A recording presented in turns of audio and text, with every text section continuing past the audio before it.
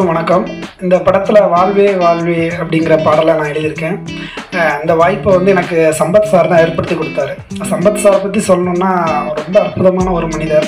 காக்கை கரைவா கரைந்துண்ணும் ஆக்கமும் மண்ண நீராருக்கே உல அப்படின்னு திருவள்ளுவர் சொன்னார்.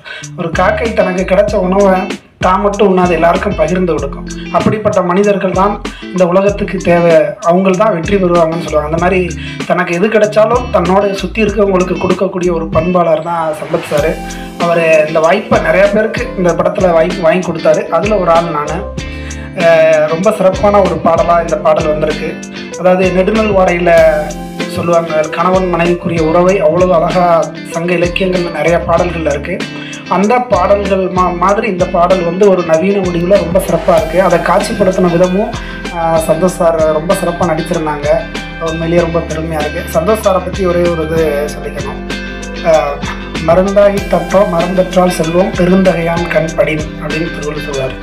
ஒரு மருந்து மரம் எப்படி தன்னை முழுமையாக தன்னை நம்பி இருக்கவங்களுக்கு கொடுத்து விடுகிறது, அந்த மாதிரி தனக்கு எது கிடைச்சாலும் முழுமையாக இந்த சினிமாவுக்கே கொடுக்கக்கூடிய ஒரு மனிதர் தான் சந்தோஷ் சார்.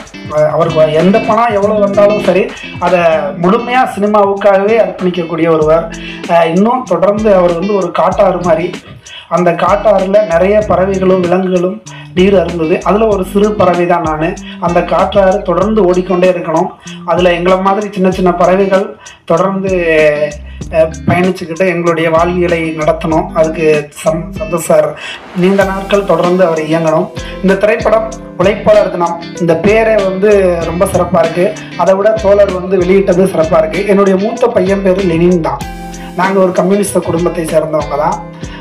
அதனால் இந்த படத்துக்கு எனக்கு ரொம்ப இப்படி ஒரு படத்தில் வாய்ப்பு கிடைச்சதுக்கும் இந்த இயக்குனருக்கும் இசையமைப்பாளருக்கும் தயாரிப்பாளர்களுக்கும் என்னுடைய மனமார்ந்த நன்றியை தெரிவித்துக் கொள்கிறேன். நிச்சயம் இந்த படத்தை திரையரங்கில் எல்லாரும் பாருங்கள். தெரிஞ்ச நண்பர்களுக்கும் உறவினர்களுக்கும் பகிருங்க. பத்திரிகையாளர்கள் இந்த படத்தை எல்லா இடத்துக்கும் கொண்டு போங்க. நிச்சயம் இந்த படம் வெற்றி பெறுவதன் மூலம் பல்வேறு தொழிலாளர்களுடைய வாழ்க்கையில் இருக்கக்கூடிய கஷ்டங்கள், அந்த இயல்பான வாழ்க்கை, இது எல்லாமே உலகத்துக்கு தெரிய வரும். இந்த வாய்ப்பை ஏற்படுத்தி இந்த தயாரிப்பாளர் சம்பத் சார் அவர்களுக்கும் மற்ற தயாரிப்பாளர்களுக்கும்